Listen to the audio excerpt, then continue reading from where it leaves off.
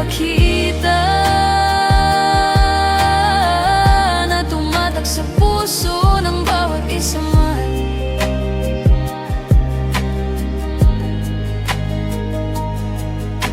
Marami mang pagsubok na dumarating, hindi ka pa rin sumusukot, naninindigan.